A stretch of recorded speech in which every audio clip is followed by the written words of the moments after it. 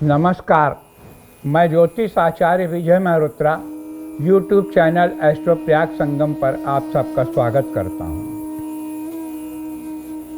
आजकल एक बहुत बड़ी समस्या सामने रहती है। बहुत सी जन्म पत्रिकाओं में पितृदोष देखा जाता है। पितृदोष एक ऐसा दोष है कि ये जिसको हो जाता है तो उसका जीवन सफल नहीं रहता है। अब बात आती है कि ये पितृदोष होता कैसे है। पितृदोष होने के कुछ मुख्य कारण होते हैं, जिसमें सबसे बड़ा कारण होता है कि अपने घर के बड़े बुजुर्ग या समाज के बड़े बुजुर्ग का सम्मान ना करना या उनको प्रताड़ित करना, उनको समय से दवा ना देना या उनको कष्ट है उनके कष्ट के बारे में उनसे ना पूछना या बड़े बुजुर्गों के पास थोड़ा समय ना देना, उन्हें असंतुष्ट रखना। ये आपको देखना है कि किस कारण से वो असंतुष्ट हैं। वो जिस कारण से भी असंतुष्ट हैं उस कारण का समाधान आपको खोजना है। बस बात मोटी सी ये आती है कि वो संतुष्ट रहें, उनके अंदर किसी भी प्रकार का असंतोष ना रहे। अब इसके बाद भी और बातें हैं, जैसे कुछ घरों में देखा गया है, कुछ लोगों के साथ देखा गया है कि वो स्त्री को प्रताड़ित करते हैं या पराई नारी के साथ दुराचार करते हैं।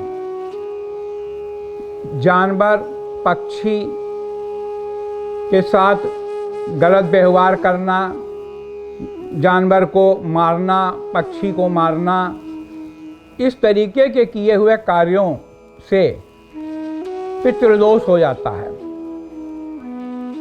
अब पितृदोष अगर है तो उसके लिए क्या किया जाए, इसका निवारण कैसे हो, ये सोचने की बात है। तो ये बात तो हम पहले ही बता चुके कि भाई आप अपने घर के बड़े बुजुर्गों का सम्मान करें, किसी भी पराई नारी के साथ कोई दुराचार ना करें, अपने घर में जो आपके स्त्री हैं उनका सम्मान करें, बड़ों का सम्मान करें, पक्षी को उचित दाना जो अपने सामर्थ्य हो वो दें। साथ ही अपने घर में चारों कोने में दीपक जलाएं। अपने निवास स्थान में चारों कोने में कपूर की पुड़िया बना करके, छोटा छोटा कपूर 4-4, 5-5 गोली चारों कोने में रख दें। तो इससे पितृदोष काफ़ी कम हो सकता है, क्योंकि ये पीढ़ी दर पीढ़ी चलता है। ऐसा नहीं है कि किसी एक व्यक्ति को पितृदोष हुआ तो बस उसके जीवन काल में वो खत्म हो गया। ये कम से कम 3 पीढ़ी तो रहता ही है। कि इसका उचित उपाय अगर किया जाए, सत्संग किया जाए, ज्ञानी व्यक्तियों को अपने निवास पर बुलाया जाए, जो धर्म से जुड़े लोग हैं, ब्राह्मण हैं, उनको भोजन कराया जाए, उनके साथ सत्संग किया जाए, अच्छे अच्छे भजन कीर्तन किया जाए घर में, तो उससे पितृदोष कम होता है। साथ ही ब्राह्मण को अपने सामर्थ्य के अनुसार दान दें। हो सके अगर आपके पास जो भी सामर्थ्य हो, हर व्यक्ति का सामर्थ्य अलग अलग होता है, जो सामर्थ्य हो सामर्थ्य के अनुसार मंदिर में जा कर के कुछ दान करें, कुछ जा कर के अनाथालयों में दान करें। इस तरीके से अगर करते हैं और दोनों समय घर में दीपक जलाते हैं, प्रातःकाल और सायंकाल कपूर का, तो भी इससे पितृदोष में काफ़ी आराम मिलता है और पितृदोष कम होता है।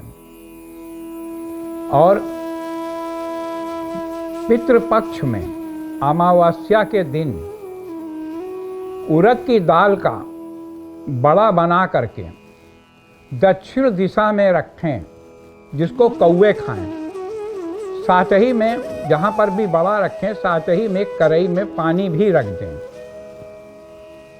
और पितृपक्ष में जो आपके बड़े बुजुर्गों की जो तिथि है उस तिथि पर ब्राह्मण को बुला करके उसका सम्मान करें, उसको अपने यथा सामर्थ्य दान दें और भोजन कराएं, तो पितृ शांत होते हैं और पितृदोष कम होता रहता है।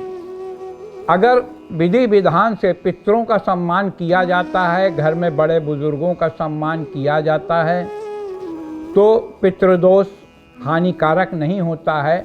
और बल्कि अगर पितृदोष है और पितृ प्रसन्न होंगे तो आपको बहुत ही अच्छी ऊंचाई भी प्राप्त हो सकती है और धन सम्मान भी प्राप्त हो सकता है। इन्हीं बातों के साथ अब हम अपनी वाणी को विराम देते हैं।